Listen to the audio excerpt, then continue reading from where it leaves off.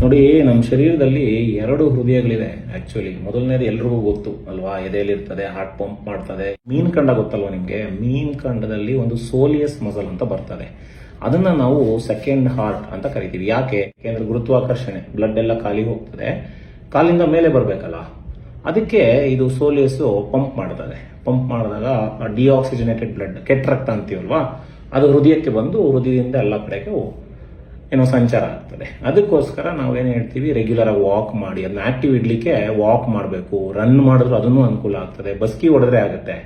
ಇದರ ಜೊತೆಗೆ ಇನ್ನೊಂದೇನಂದ್ರೆ ಸೋಲಿಯಸ್ ಪುಷಪ್ಸ್ ಅಂತ ಕರಿತೀವಿ. ಏನಿದು ಸೋಲಿಯಸ್ ಪುಷಪ್ಸ್? ಸಿಂಪಲ್, ಈ ತರ ಕೂತ್ಕೋಬೇಕು, ಕಾಲನ್ನ ನೆಲದ ಮೇಲೆ ಇಟ್ಕೋಬೇಕು ಫ್ಲಾಟು, ಆಮೇಲೆ ಕಾಲಿನ ತುದಿ ಹಾಗೆ ಇಟ್ಕೊಂಡು ಬರೀ ಇಮ್ಮಡಿ ಅಷ್ಟೇ ಮೇಲಕ್ಕೆ ಎತ್ತಬೇಕು. ನಿಧಾನವಾಗಿ ಎತ್ತೋದು ಇಳಿಸೋದು, ಎತ್ತೋದು ಇಳಿಸೋದು.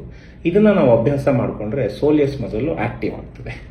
ಅದು ಆಕ್ಟಿವ್ ಆದರೆ ಅದರಿಂದ ನಮ್ಮ ಬಹಳಷ್ಟು ಕಾಯಿಲೆಗಳು ಕಂಟ್ರೋಲ್ ಆಗ್ತದೆ. BP ಇರಬಹುದು, ಶುಗರ್ ಇರಬಹುದು, ಹೃದಯ ಸಂಬಂಧಿ ಕಾಯಿಲೆಗಳು, ಕೊಲೆಸ್ಟ್ರಾಲ್ ಕಂಟ್ರೋಲ್ ಆಗ್ತದೆ, ಮತ್ತೆ ಮಾಂಸಖಂಡಗಳು ಗಟ್ಟಿ ಆಗ್ತದೆ. ಆಮೇಲೆ ನಮ್ಮ ಮೆಟಬಾಲಿಸಮು 40 to 50% ಇನ್ಕ್ರೀಸ್ ಆಗುತ್ತೆ ಅಂತ ಬಹಳಷ್ಟು ಸ್ಟಡೀಸ್ ಅಲ್ಲಿ ಹೇಳಿದೆ, ಎಸ್ಪೆಷಲಿ ಮೇಯೋ ಕ್ಲಿನಿಕ್ ಅಲ್ಲಿ. ಈ ತರದೆಲ್ಲ ಬರೀ ಕುಂತಲ್ಲೇ ಮಾಡ್ಬೋದ್ರಿ, ಕಷ್ಟ ಏನಿಲ್ಲ. ಇದು ಟಿವಿ ನೋಡ್ತಾ ಇರ್ತೀರಾ ಮಾಡಿ, ಯಾರ ಜೊತೆ ಮಾತಾಡ್ತಿರ್ತೀರಾ ಮಾಡಿ, ಊಟ ಮಾಡ್ಬೇಕಾದ್ರೆ ಮಾಡ್ಬೋದು.